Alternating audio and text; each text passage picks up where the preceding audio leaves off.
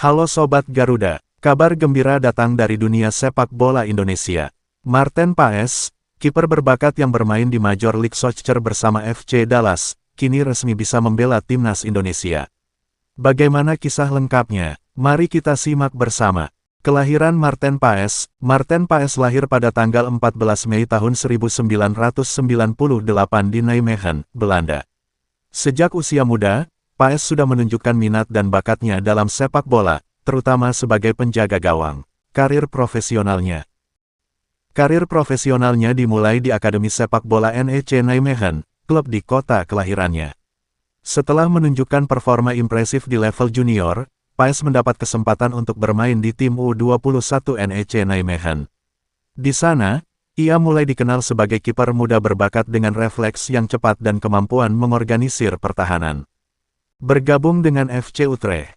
Pada tahun 2018, Paes bergabung dengan FC Utrecht, salah satu klub besar di Eredivisie, Liga Utama Belanda. Di Utrecht, Paes semakin mengasah kemampuannya dan sering mendapat kepercayaan untuk tampil di pertandingan penting. Di tim Utrecht, Paes mencatatkan penampilan sebanyak 48 kali dengan torehan 12 pertandingan tidak kebobolan. Performanya yang konsisten membuatnya menjadi salah satu kiper muda yang diperhitungkan di Belanda. Marten Paes memulai karirnya di timnas Belanda U21 dengan panggilan pertama kali pada tahun 2019. Pada usia 20 tahun, Paes mendapat kesempatan untuk menunjukkan bakatnya di panggung internasional. Meskipun di timnas Belanda U21 hanya bermain sebanyak 6 kali, pengalaman bermain di turnamen tingkat tinggi ini memberikan pelajaran berharga bagi Paes. Ia belajar untuk menghadapi tekanan di level internasional dan bagaimana beradaptasi dengan berbagai gaya permainan dari tim-tim lain. Bergabung dengan FC Dallas. Perjalanan karirnya membawa Paes ke Major League Soccer MLS pada tahun 2021, di mana ia bergabung dengan FC Dallas. Di Amerika Serikat, Paes menghadapi tantangan baru dan sukses menunjukkan performa gemilang. Keberhasilannya di MLS semakin mengukuhkan reputasinya sebagai kiper tangguh dengan kemampuan luar biasa. Di tim Dallas, Paes mencatatkan 100 pertandingan dengan torehan 23 pertandingan tanpa kebobolan. Namun, ada satu impian besar yang selalu ada di hati Paes, membela timnas Indonesia.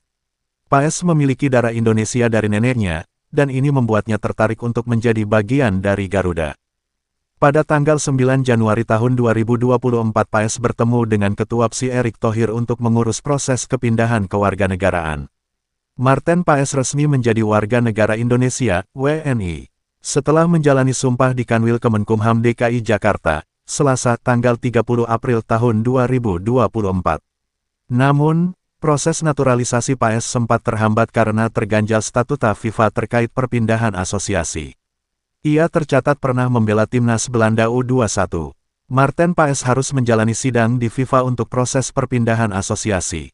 Setelah melalui berbagai proses administrasi dan hukum, serta sidang penting di FIFA pada tanggal 18 Agustus tahun 2024, akhirnya keputusan resmi keluar.